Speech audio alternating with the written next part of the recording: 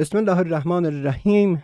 با عرض درود و سلام خدمت هموطنان، دوستان و مخاطبین عزیز رسانه تحلیلی ادراک مدیا تیوی، با کانال یا رسانه یا بخش یا کانال اولمون در خدمت شما هستیم که البته ما در این کانال حدودا محدودیت‌های شدیدی داریم، اما این که گفتیم هر از گاهی خدمت عزیزان خواهیم رسید و با توجه به سنوات قبل و صحبت‌های قبلیمون این مطلب که برنامه‌ها در هر کانالی که حالا داریم، فعلا 3 تا یعنی کانال داریم که از شما درخواست کردیم حتما کانال سوممون که به نام حالا ادراک نیوز من نامگذاری کردم، اون رو حتما داشته باشید تا بتونیم حداقل از یک مسیر با توجه به اون الگوریتم‌های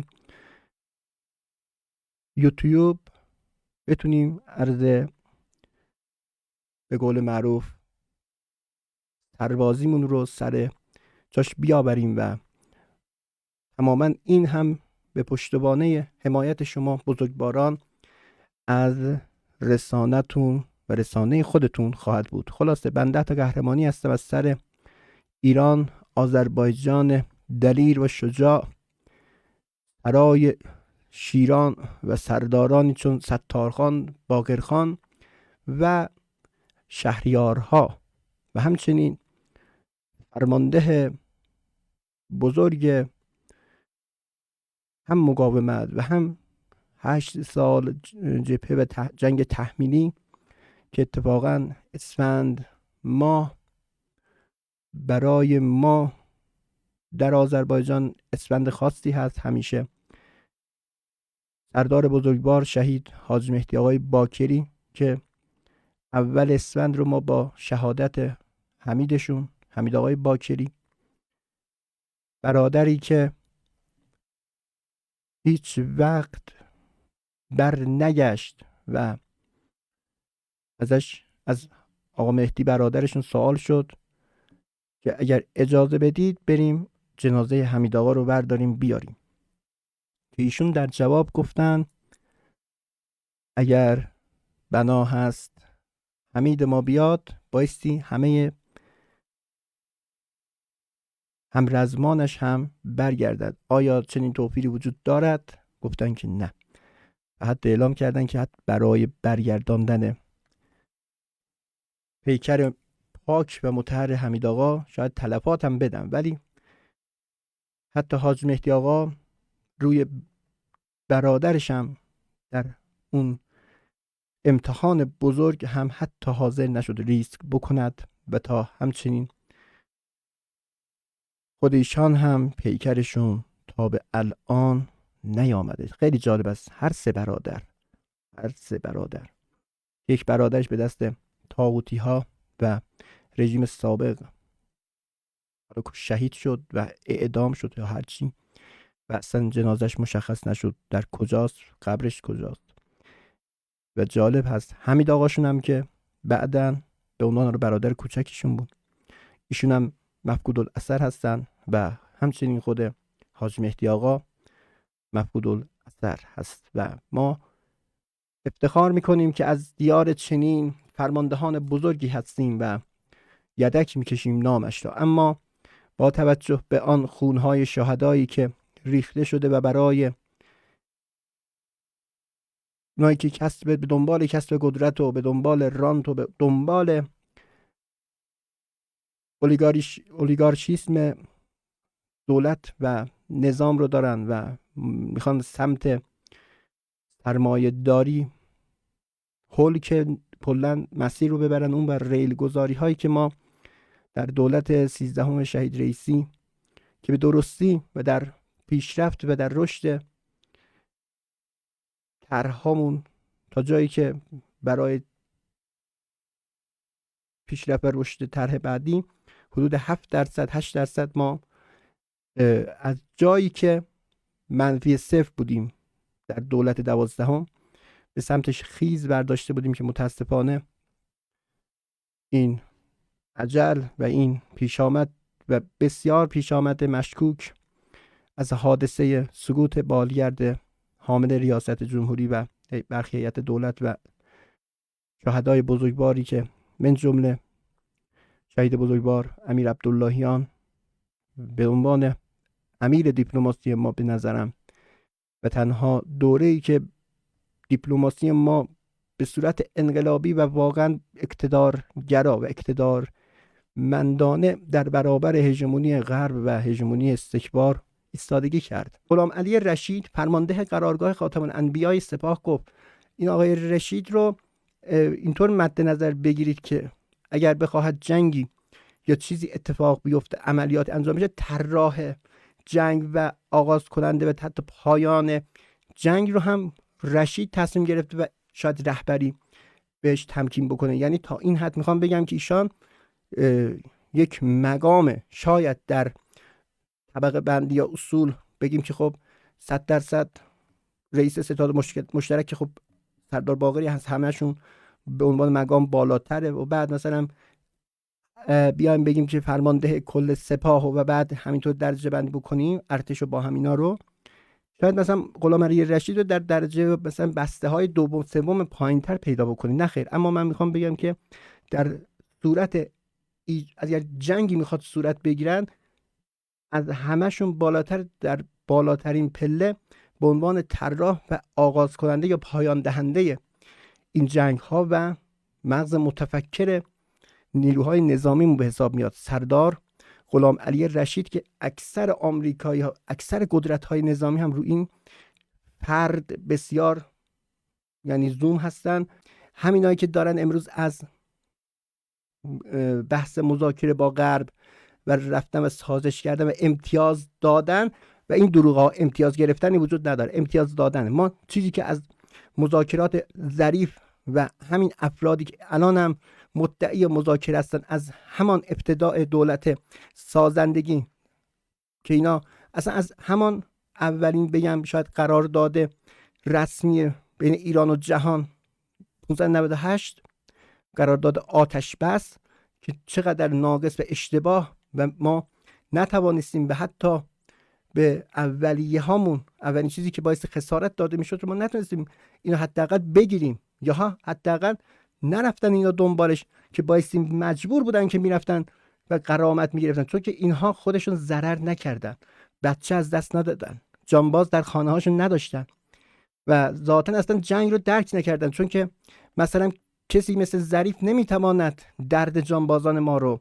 و درد اینکه عزیزی تا آخر اون بایستی دراز بکشد و به یک نقطه فقط خیره بشه سالها 20-30 سال این چیزها رو ندیده در خونهش، و یا فریادهای رزمنده‌ای که موج انفجار گرفتدش این چیزها رو ندیده، و یا عزیزی مثل برادری، پدری، فرزندی در حفظ کیان کشور خرج نکرده است که نبودش و جای خالیش رو حس بکنه و آتش بگیره، یا برادر، پسر، فرزند، هرچی اقوامی ندارد که حتی یک خبر ازش موجود نیست، هنوز مفقود الاثر هست، و مادری که هر روز چشمش به در هست تا فرزندش بیاد. این چیزا رو ظریف ندیده بفهمد و این چگونه میتواند برود از این مردمی که چنین حالی دارن، مادری که هر روز صبح خونش رو آب و جارو میکنه تا اینکه مثلا فرزند شهیدش برگرده و خبری بشه بعد 40 سال. اینا نمیتواند برود چون که با اینها درگیر نشده و نمیتونن بره و دفاع بکنه. این مطلب را آمریکا خیلی باید جدی بگیرد. سردار رشید فرمانده قرارگاه مرکزی خاتم الانبیاء هست که مسئولیت اعلام جنگ با کشورها و مدیریت جنگ را بر عهده دارد. و یعنی این یک تهدید جدی بود که ایرانی ها انجام دادن. بریم متاسفانه مادر امروز سیاسیون کشور رو ببینیم. از طرفی آی همتی اومده از جیب مردم میخواد کسر بودجه کشور رو تامین کنه. دیگه استاد ما سری اینو قبلا نمیپسندیم. چه شکلی؟ قبلترم با افزایش دستوری قیمت ارز. ببینید امروز فولادیا قبلا هم در زمان بانک مرکزی دولت از اون به عنوان شوالیه و این حرفا یاد میکرد. چرا؟ چون که خودش به تنها یک تنه در زمانی که رئیس بانک مرکزی بود توانسته بود 2 دوره پشت سر هم کسری بودجه دولت آقای روحانی رو تأمین بکنه. یعنی اصلا آقای همتی استاد این کار هست و طراح این کار هست. عملیات انجام داده قبلا 2 بار موفق. و برای دولتی که امروز هست، دولتی که فقط مدلش مدل دولت‌های قبل، هیچ فرقی نمی‌کنه. ما فریاد میزنیم که آقا این دولت همان دولت سوم روحانی است، حواستون باشه مردم بدبخت خواهید شد. ما همینا رو میگفتیم و دوست نداشتیم که این اتفاقات بیفته. کاش حرف ما دروغ در میومد، تحلیل ما کاش دروغ بود. ولی امروز ما اثر عینیش رو در خودمون، در خانواده هامون داریم میبینیم. یک سیب زمینی دیگه پیدا نمیشه. خدا وکیلی اگر مثلا جبهه انقلاب یا مثلا اون چیزی که آقای رئیسی برای کشور تأمین کرد توانست همه شاخص ها رو مثبت بکنه، توانست نفت 300,000 بشکه رو به 2,300,000 حتی برسونه و توانست احیا بکند اقتصاد پویای ایران رو در منطقه و توانست در برابر قدرت ها و استکبار جهانی از موضع قدرت نگاه بکنه و حتی کاری بکنه که بلینکن وزیر امور خارجه رو وقتی که میخوان ببرن ازش استیضاح بکنه یا هرچی به خاطر این یعنی این نمایندای کنگره و اینا، میگه که آقا جان ایران قدرته، ما فکر نکنه بیکار نشستیم، ما فشارهای حداکثری ترامپ رو هم ملغا نکردیم بلکه ما اومدیم فشار بیشتر رو هم اعمال کردیم و تحریم‌های جدید. اما ایران قدرته، یک قدرت، یک کشور آفریقایی نیست. توی که مثلا اونجا نشستی داری چرت و پرت میگی از روی تحلیل های چرنده اصلاح طلب داخلی و پیام های افرادی که مزدوران داخلی هستن از اونها و برخی گزارشات CIA که میتواند این ضد اطلاعات حتی باشه و هزاران داستان امنیتی و این جاسوسی موجود هست که شما میتونید همش در اشتباه باشی و تو رو به تحلیل اشتباه برسونه. میگه که شما از آمریکا نشستی 12,000 کیلومتر اونورتر نمیدونید ایران قدرته. ایران نه تنها قدرت منطقه، امروز تاثیرگذار هست در کل میتواند جهان. امروز 2 تا از آبراه‌ها 2 تا خورده ای از آبراه‌های مهم و فوق استراتژیکی جهان که نزدیک به 40 الی 20-60% حداقل نیازهای جهانی راهش از اون بر میخوره بره، یعنی 60% کل این روند صادرات و واردات و هرچی روند کشتیرانی جهانی از آبراه‌های فوق استراتژیک جهان 60% از این همه یعنی اتفاقات در سال از 2 تا تنگه که میتواند ایرانی ها تاثیر بگذارد روش میتواند یعنی اشراف دارد و اقتدار دارد. یکی تنگه هرمز که حتی فوق استراتژیک تر از بقیه جاها و یکم باز دوباره یک تنگه فوق استراتژیک باب المندب هست که ناخودآگاه روی کانال سوئز هم تاثیر میذاره دیگه.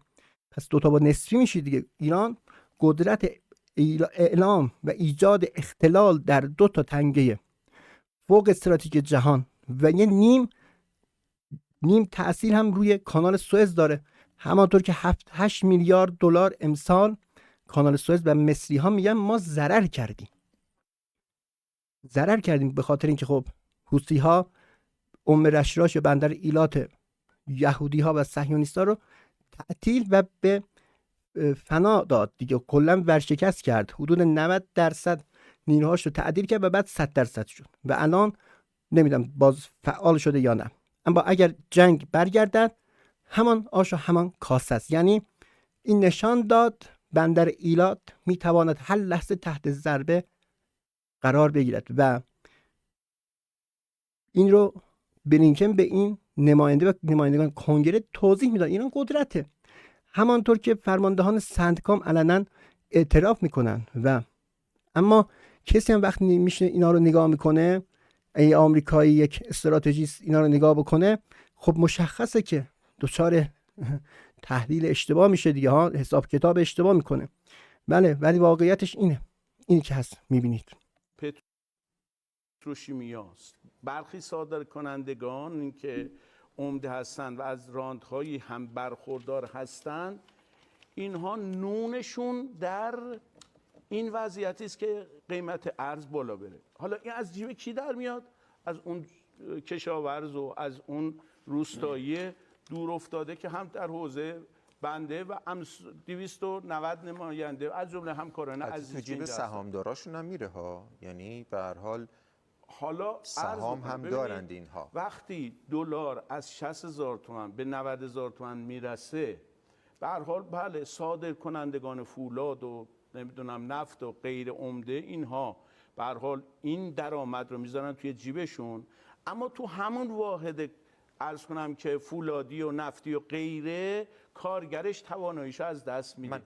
من فقط یه نکته عرض بکنم. ببین اما همون کارگر، یعنی میگید عمدن این نرخ ارز بالا رفته دیگه؟ من با اعتقادم اینه بله. سامانه ارز تجاری دستوریه. ببین دستوری. آیه رئیس جمهور هم میگه که تقصیر یک فرد نیست. ما هم قبول داریم. اما بالاخره ما به دنبال این هستیم که تغییر در تیم اقتصادی دولت ایجاد بکنیم تا برنامه اقتصادی دولت هم تغییر بکنه. بنابراین دقیقاً از وضع معیشتی مردم، بهداشت و درمان مردم همه اینا اطلاع دارم. اما در این حال معتقدم که استیضاح آقای همتی هم خلاف قانون از بابت مسئولیت، هم خلاف شرع، هم خلاف منافع و امنیت ملیه، هم خلاف فرمایش صریح رهبریه، هم خلاف علم اقتصاده. یعنی اینا نه علم اقتصاد میفهمن.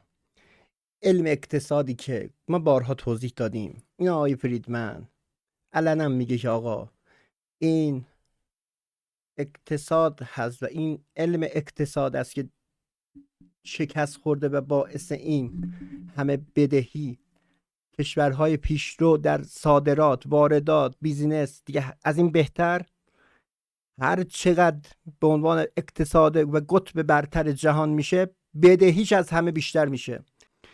ماه قبل از زمانی که الی سوخت تا تمام بشود سال جدیدشون، یعنی آغازشون به این صورت شروع شد، فقط اگر اون اتفاقات یک دونش در ایران میافتاد، یک دونش، ازش حتما یک اعتراضات خیابانی و یک اختشاش در می آوردن.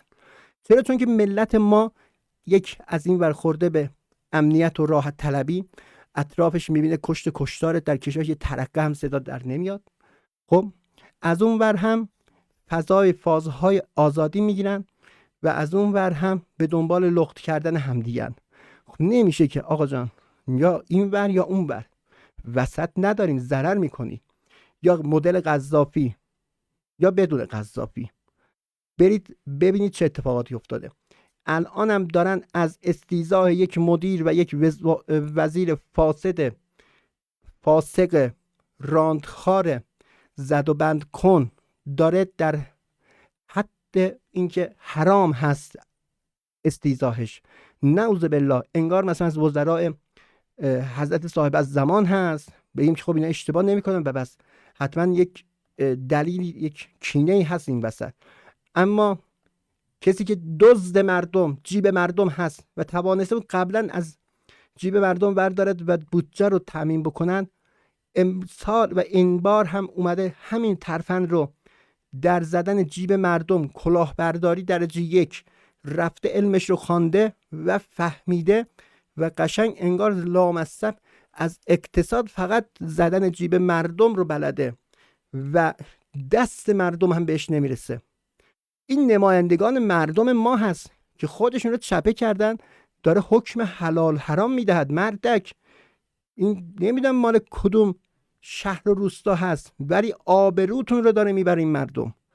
این مردک نمیدونم از کجا سر و کلش پیدا شده، ولی اگر فردا روزی از شورا انداختن بیرون، در دولتی که اگر بماند که ایشالله نخواهد ماند، یا در دولت بعدی اصلاحات اگر باشد که ایشالله نباشد، ایشون در یا وزیر یا معاون وزیر تحویل بگیر یا نهایت مدیر کل.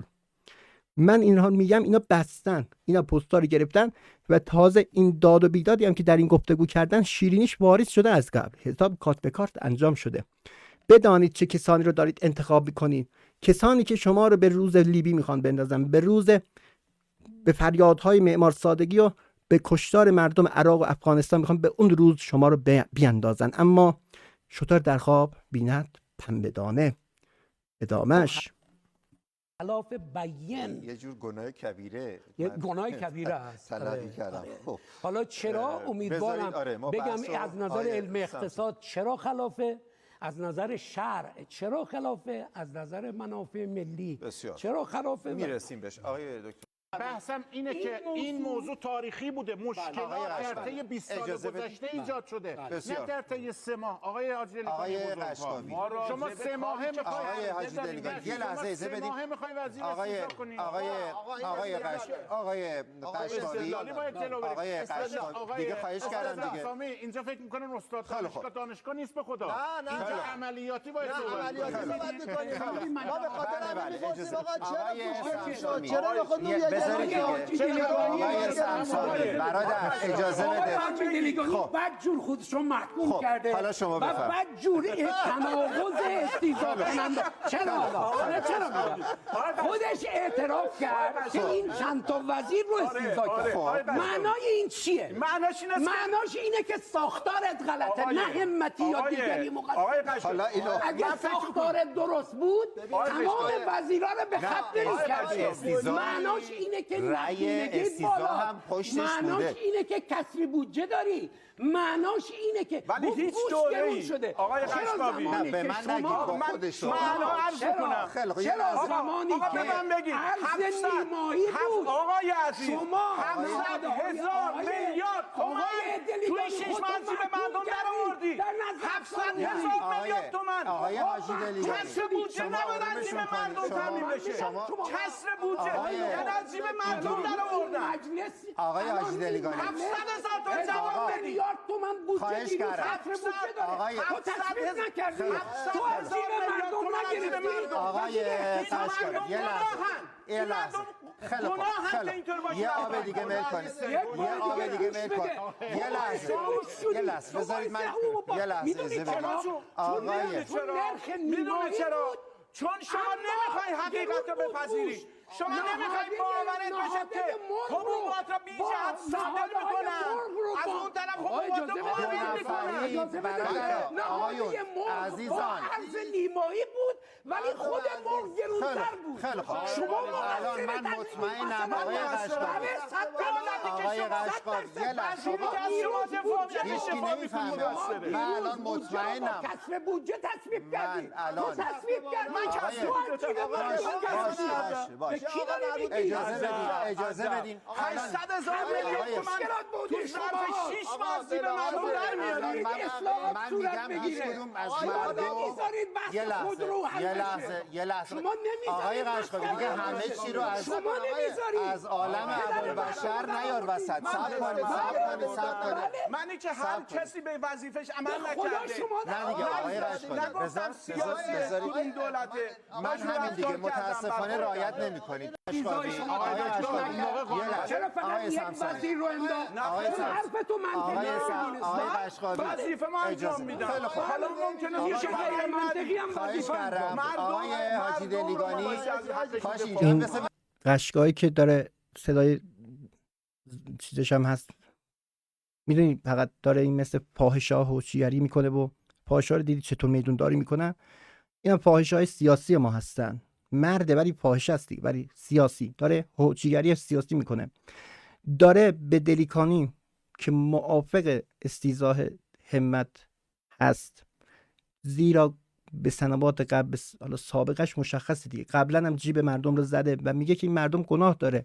چرا بایستین کم لیاقتی شما، نالایقی شمایی که لایق این پست و مقام نیستید و به خاطر اون فرصتی که دموکراسی برای شما ایجاد کرده و نه کار بلد بودن، نه کارآمدی و توانستید عده مردم رو گول بزنید با حرفای خوب، با حرفای بد، تهدید، تطمیع، این چیزها و مردم رو صمام بکم کردید و کردید توی کثافت و هی دارید در میارید. میگه این مردم حتی اونی که به تو هم رأی داده گناه داره، نکن این کارو. دوستان چه بخوایم چه نخوایم تلخه، اما در زمین میدان دشمن اسرائیلی، کدومش شما الان از کی مثلا هراس داری که بهت حمله بشه؟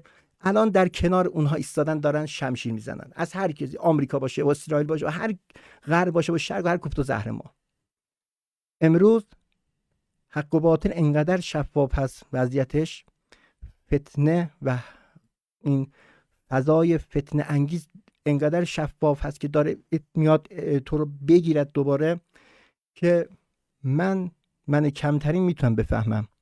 حالا اینایی که نماینده هستن و هر کدوم عده و عده دارن در این سیر و خودشون رو عالمان سیاسی و اقتصادی و حقوقی میدانند و بعضا حاکم میدانند، امروز داره در گفتگوی ویژه در برابر مردم از اقناع، از تکنیک های مردم و سرشو شیره بماله و که این محال ما میایم مچشو میگیریم و خرابشو میکنیم، میگوییم به مردم تا جایی که صدام برسه، چه به یک نفر چه به هزاران میلیون ها نفر، یک نفرم کافی میلیون ها، همین حرفو بزنیم و اینکه بیایم به شما بگیم چگونه حوثیگری میکنن و کاری که به مردم و امنیت مردم و آینده مردم و کشور ربط دارد رو میارن انقدر بی ارزش میکنن که دعوای حزبی بشه. و این اتفاقا هدف ایناست که این گفتگوی ویژه رو تبدیل به یک دعوای حزبی و به مردم بگن آقا این حزبی هست، اصلا ربطی به معیشت شما ندارد، شما رأیتون درست بوده و همین کارم بکنید. همونطور که خاتمی گفت، خاتمی سران فتنه، اونو برنامه‌اش جدا میسازم که اونم براتون رسوا بکنیم. پس یه خورده میزنم، یه خورده میکشم عقب، شما ببینید اون کلمه‌ای که دارن، دعوایی که میگه، من از 49 ثانیه پایانی دقت بکن، اونی که صداش خیلی بعده و خشم داره و فلان، قشقاییه، گرفته تو دستش اون چند تا نماینده رو که استیضاح کردین و میگه که شما مشکلت حزبیه، مشکلت شخصیه، مشکلت ملی نیست و تو داری وزیر ملی رو داری میخوای بذاری کنار، وزیری که داره از جان و دلش کار میکنه. بله راست میگه، جان و دلش کار میکنه ولی منافع خودشون رو حفظ و از جیب میلیون ها ایرانی میگه آقا میلیون ها ایرانی میتوانن این رو کندش رو تابون، ولی دولت ما بدنام نشه. 2 سال این کارو با ما کردن، خفه خون گرفتیم، الانم چیکار کنیم؟ بریزیم تو میدان؟ نریزیم تو میدان؟ چه کنیم؟ بابا ما 16 میلیون اینا رأی گرفتن، ما بایستی برگردیم داخل خانه هامون و افراد خانواده‌ای که به اینها رأی دادن ازشون سوال بشود.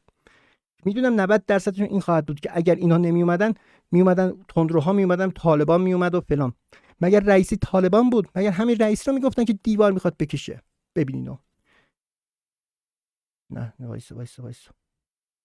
خب دوستان عذرخواهی میکنم، از اینجا ببینیم اینو. اجازه بدین 800,000 میلیون تومان تو ظرف 6 ماه زیر مردم در میارید. من میگم هیچ کدوم از مردم یه لحظه آقای قشقایی دیگه همه چی رو از عالم ابوالبشر نیار وسط. صبر کنید. منی که هر کسی به وظیفش عمل نکرده. نه دیگه آقای قشقایی نگفتم سیاسی این دولته. من همین دیگه متاسفانه رعایت نمی‌کنید. آقای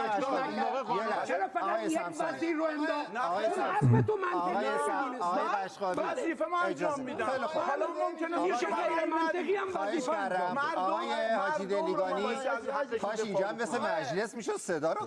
نه صدای شما هم خیلی زیاده های مجری، صدای شما از همه بیشتره. شما اگر سکوت میکردی حتی اینا دعوا هم میکردن مردم میتونست تفکیک بکنه، ولی صدایشون نکره شما خیلی از همه بیشتره و شما هم کاملا مشخصه که از نظر سیاسی به کدوم سمت وابسته این. نمیگم به اون سمت یا به سمت ما، یا به یک جریان خاص خطرناک. شما خودت یه خورده میکشی زیپ رو میکشیدی، اینا دعوا میکرد، نه میزن در کولشون، چون برنامه رو میبستید. صدای شما از همه بیشتر آزار میده همه رو. ببخشید این حرفو زدم که خب سریع و تو مجری هستی بفهمی که میخوای چگونه با مخاطب اذیت میشه. یا صدای شما مجری عزیز از همهشون بدتر اذیت کرد، بنده رو گوش آزار بود. همین که میپریدی وسط اجازه نمیدادی بفهمیم چیا میگن. ما مردم میتونیم تفکیک بدیم، شما بودید که نمیذاشتید ما تفکیک بدیم ببینیم حرف کی است. اگر زیپو میکشیدی 2 دقیقه تحمل میکردیم، سر و صدا نمیکردیم، مردم هم میفهمیدن و بعد اصلا میکروفونا رو میگفتی از من پایین بکش پایین تمومش بکن. چرا تو میپری وسط؟ صدای شما نکرت‌تر از اینها بود. پس فعلا به نظر من سکوت بکنی شما، اگرم دعوای سر گرفت. پیوست عدالت این گران کردن ارز رو ببینه، ارز را گران کرده و این بلا رو به سر مردم آورده. آقای جاجیدگانی عزیز، در شرایطی که ما و شما داریم تو این مملکت زندگی میکنیم تو جهان، که این آقای ترامپ یه روز میگه گرینلند اینجور، یه روز میگه فلان، یه روز طلا میره بالا، این عدالته که شما ظرف 5 ماه بخواید وزیر رو استیضاح کنید؟ میشه شما این عوامل میشه شما بفرمایید خلاف امنیت ملی؟ شما دارید در آستانه شب عید در آستانه حرفهای نادرست نزد. من تعجب میکنم شما در دیپلمات به ترامپ میکنید. ببینید اینا نسبت‌های نارواست دارید میدید. دیپلمات بود داره. شما دارید طرفداری از ترامپ میکنید. چرا؟ به خاطر همه حرفایی که دارید میزنید، به خاطر که امنیت ملی رو شما و امثال شما دارید به خطر میندازید، به خاطر که همه چیزو گره میخواین بزنید به ترامپ، به خاطر همین، به خاطر که شما اونی که نقدینگی رو نمیبینه، خصمی بودجه رو نمیبینه، فقط دلار رو میبینه، این کشور ظرفیت داره، اون به ترامپ داره بس میکنه. جناب علی طرفدار ترامپ هستی؟ جناب علی طرفدار ترامپ هستی؟ من یه نکته بگم، خواهش کنم. من کی گفتم؟ همین الان دارید ببینید دستوری بوده. نه یه ذره آرامش کنید. میاد بحث ولایت و بحث آقای قشقابی هزار غلط دیگر هم میکند و خلاص گفتگوی ویژرم اینطورکی خواستم ببرن به حاشیه. اما چیزی که عیان هست، تیم وابسته به جریان غربگرا و تیم وابسته به جریان بفروش بره، خود تحقیر، ما هیچی نمیتوانیم، ما بایستی کشور رو تسلیم بکنیم، موشک رو بدیم پوشک بیاریم، ما بایستی سر خم بکنیم در برابر کت خدا، ما بایستی بریم هسته‌ای رو بدیم، اصلا هسته‌ای به درد ما نمیخوره، رضا شاه روحت شاه، رضا شاه تو روحت. این هم داستان غربگراهای ما و 16 میلیون رأیی که به اینها داده شده. طبق همان سنوات قبل نوکریتون رو برای صهیونیست‌ها و آمریکایی‌ها انجام بدید، چون که دیر نیست. فجری دیگر بایستی رخ بدهد، به مانند فجر سال 57. این روزها و این سالها، این ایام، اگر بار دیگر فجری و اگر بیداری دیگری در بین مردم ایران و یک انقلاب در درون انقلاب دیگر برای براندازی غربگراها و کسانی که نمیخواهند کشور در آینده شکوفا بشود، چون که منافعشون اینو ایجاب میکنه، چون که دستشون با غربی ها در یک کاس است. زمانی اینها به پول میرسن، به مقام و یا اون منافع حل میشه که اجازه ندهند که رقیب منطقه‌ای و جهانی غربی ها ازشون جلو بزنه و شکست بده. یعنی پیروز ایران شکست امثال قشقابی ها و افراد همت ها، ظریف ها، روحانی ها. من حتی پزشکیان در این کانتکست قرار نمیدم، چون که پزشکیان یک کسی هست که هنوز به خود بوروکراسی هم اصلا نمیدونه چیه. نمیدونم این در طول عمرش که در همه اقشار زندگیش در مجلس بوده، یک اون مسیر بوروکراسی و نوع نظام سیاسی کشور رو نمیفهمه و میاد به خاطر همین میگه که ما بحث گران کردن دلار رو در شورا یا بین سران سه قوه گرفتیم، ربطی به آقای همت ندارد. و وقتی این حرفو میزنه، این حرف یعنی دروغ، چرته، یعنی از بوروکراسی هم چیزی نمیداند. و اینو میخوایم در برنامه بعد از این بررسی بکنیم، بگیم که آقایون اصلا خروجی تصمیمات سران سه قوه تا به تصویب و امضاء رهبر نرسد اصلا هیچ گونه ارزشی از نظر قانونی ندارد. شاید از نظر معنوی داشته باشه، ولی از نظر قانونی که حتما بهش بایستی یعنی اکتفا کرد و طبق اون اصل پیش بریم، نه این نیست. و بارها این اتفاق افتاده که رهبری هم اینو ارجاع میده به مجلس. شما که مجلس رو قبول ندارید، مجلس در تمام امور بالای تمام امور هست، رأس تمام امور هست. وقتی که شما نظرات و خروجی و تصویبی، اون چیزی که شما بهش رسیدید بایستی به تصویب رهبری برسه، رهبری ارجاع میده به مجلس، میگه که اونا کارشناسن و اونا نماینده مردمن و اونا بایستی تشخیص بدن که آیا نظر اون 3 نفر میتواند 85 میلیون رو مطیع بکند یا نه. و باز با توجه به آن این ارزشی که رهبری به مجلس میدهد رو نشون میده و الا رهبری نیاز نداره که ارجاع بده به مجلس، همونجا میتواند تصمیم بگیره با تیم، حالا مشورت بکنه، مشاوره داره برای خودش دیگه، و کاملا اشراف به اتفاقات داخل و خارج و پشت پرده رو هم کاملا اشراف، تحلیل های درست هم دارن ایشون. و یکی از برکات اینکه ایران هیچ وقت ضربه آنچنانی نمیتواند بخورد و هر کدوم از این تحریم ها رو یکیش رو برای هر کدوم از این کشورها و حتی اون کشور مثل کله گنده مثل چین هم اگر این تحریم ها رو 1 سال با این قدرت نگه می‌داشت، چین به 3 نقطه خوری میافتاد. قربون شما، تا یه برنامه دیگر شما رو به خدای بزرگ میسپارم. در پایان با تیزر پایانیمون شما یا علی، خداحافظ.